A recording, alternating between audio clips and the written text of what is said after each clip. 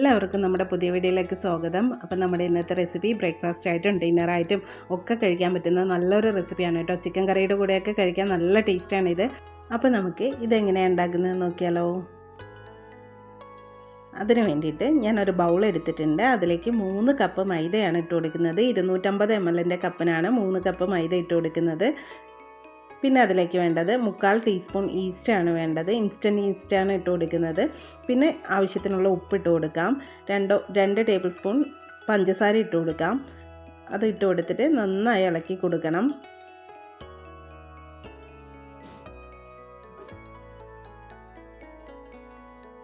ഇളക്കി കൊടുത്തു കഴിഞ്ഞിട്ട് 1 കപ്പ് പാല് കുറച്ചായി ഒഴിച്ചിട്ട് നല്ല സോഫ്റ്റായിട്ട് കുഴച്ചെടുക്കാം നമുക്ക് ഈ മാവിനെ. നമ്മളിത് കുഴച്ചെടുക്കുമ്പോൾ കയ്യിൽ ഒട്ടു പിടിക്കുകയാണെന്ന് തോന്നുകയാണെങ്കിൽ സൺഫ്ലവർ ഓയിലോ മെൽറ്റഡ് ബട്ടറോ ഉപയോഗിച്ചിട്ട് നന്നായിട്ട് കുഴച്ചെടുക്കാം.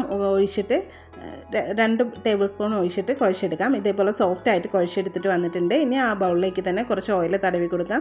അതിൻ്റെ മേലേക്കും ഓയിൽ തടവി കൊടുക്കാം, ഡ്രൈ ആവാതിരിക്കാൻ വേണ്ടിയിട്ടാണ്. എന്നിട്ടിത് റെസ്റ്റ് ചെയ്യാൻ വയ്ക്കാം. ഒരു 2 മണിക്കൂർ അടച്ചു വെച്ച് റെസ്റ്റ് ചെയ്യാൻ വയ്ക്കാം. ഇതിപ്പോൾ 2 മണിക്കൂർ കഴിഞ്ഞപ്പോൾ നല്ലവണ്ണം പൊങ്ങി വന്നിട്ടുണ്ട്. ഇതിൻ്റെ എയറൊക്കെ ഒന്ന് കളഞ്ഞിട്ട് നമുക്ക് ഇത് കൗണ്ടർ ടോപ്പിലേക്ക് ഇട്ട് കൊടുക്കാം. കൗണ്ടർ ടോപ്പിലേക്ക് ഇട്ട് കൊടുത്തിട്ട് എന്തെങ്കിലും കത്തിയോ ഇതേപോലത്തെ സ്ക്രൈപ്പറോ വെച്ചിട്ട് നമുക്കിതിന് ഒരു 8 എണ്ണമായിട്ട് കട്ട് ചെയ്തെടുക്കാം.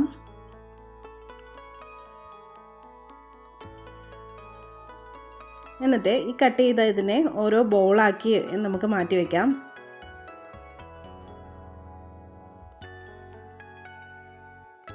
ഇനി ഓരോ ബോളും എടുത്തിട്ട് ഇതിപ്പോൾ എല്ലാം ബോളാക്കി വെച്ചിട്ടുണ്ട് കേട്ടോ. ഓരോ ബോളും എടുത്തിട്ട് നമുക്ക് കൗണ്ടർ ടോപ്പിൽ പൊടി വിതറിയിട്ട് ചപ്പാത്തിക്ക് പരത്തുന്നത് പോലെ പരത്തിയെടുക്കാം. അത്ര നൈസായിട്ട് പരത്തണ്ട, ചപ്പാത്തിയുടെ അത്ര നൈസായിട്ട് പരത്തണ്ട. കുറച്ച് കട്ടിയിൽ വേണം ഇത് പരത്തിയെടുത്തിട്ട് ഇതിനെ 4ആയിട്ട് ഒരു ട്രയാങ്കിൾ ഷേപ്പിൽ കട്ട് ചെയ്തെടുക്കാം നമുക്ക്.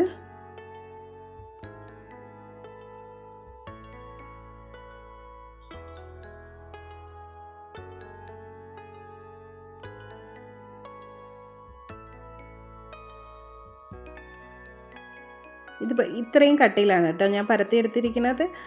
അപ്പോൾ ഇതേപോലെ തന്നെ നമുക്കെല്ലാം പരത്തിയെടുക്കാം.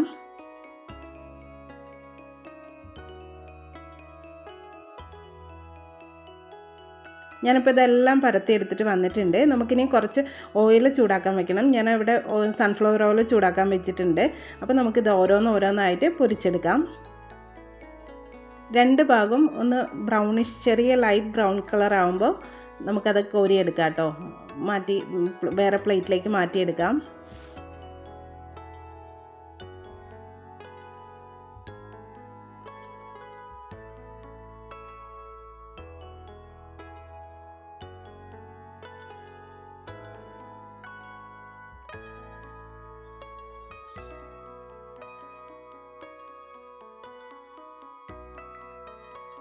ഇതിപ്പോൾ എല്ലാം ആക്കി എടുത്തിട്ടുണ്ട് കേട്ടോ.